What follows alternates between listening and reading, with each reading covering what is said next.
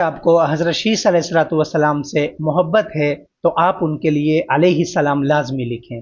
جزاک اللہ۔ آپ نے یہ تمام باتیں نہ تو پہلے کبھی سنی ہوں گی نہ پڑھی ہوں گی۔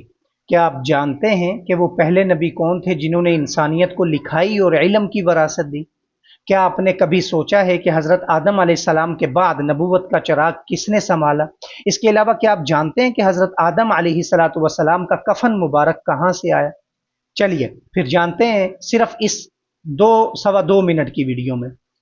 حضرت شیس علیہ الصلوۃ والسلام حضرت آدم علیہ الصلوۃ والسلام کے بیٹے تھے۔ ان کی پیدائش حضرت حابیل کے سانحہ کے بعد ہوئی اور اللہ تعالیٰ نے انہیں شیس یعنی اللہ کی عطا کا لقب دیا۔ حضرت آدم علیہ الصلوۃ والسلام اپنی زندگی کے آخری ایام میں حضرت شیس علیہ الصلوۃ والسلام کو وصیت کی کہ وہ ان کے بعد نبی ہوں گے۔ حضرت حوا رضی اللہ عنہا نے بھی ان کی پرورش بہت محبت سے کی اور یوں وہ نبوت کے ذمہ داری کے لیے تیار ہوئے۔ اللہ تعالیٰ نے حضرت شیس علیہ الصلوۃ والسلام پر 50 صحیفے نازل فرمائے جو کہ نبوت کی روشنی میں انسانیت کی رہنمائی کے لیے تھے۔ ان صحیفوں میں اخلاق، عبادات، معاشرت اور علم کی اہمیت پر زور دیا گیا۔ حضرت شیس علیہ الصلوۃ والسلام کو دنیا میں سب سے پہلے لکھنے کا علم عطا ہوا۔ انہوں نے انسان کو قلم، تحریر اور حساب کتاب سکھایا۔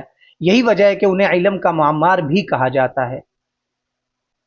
روایات کے مطابق حضرت شیس علیہ الصلوۃ والسلام نے اپنے والد حضرت آدم علیہ السلام کو جنت سے لائے ہوئے کپڑوں کے ساتھ پہاڑ پر دفن کیا اور وہیں ان کی رہائش بھی تھی جہاں سے وہ لوگوں کی رہنمائی کرتے رہے۔ حضرت شیس علیہ الصلوۃ والسلام کی عمر تقریباً 912 سال بتائی جاتی ہے اور ان کی اولاد سے ہی آگے چل کر حضرت نوح علیہ السلام کی نسل کا آغاز ہوا۔ اگر آپ کو حضرت شیس علیہ الصلوۃ والسلام کی یہ کہانی پسند آئی اور آپ انبیاء کرام کی مزید سچی اور نئی باتیں جاننا چاہتے ہیں تو چینل کو ضرور سبسکرائب کریں، ویڈیو کو لائک اور شیئر کریں۔ اگر آپ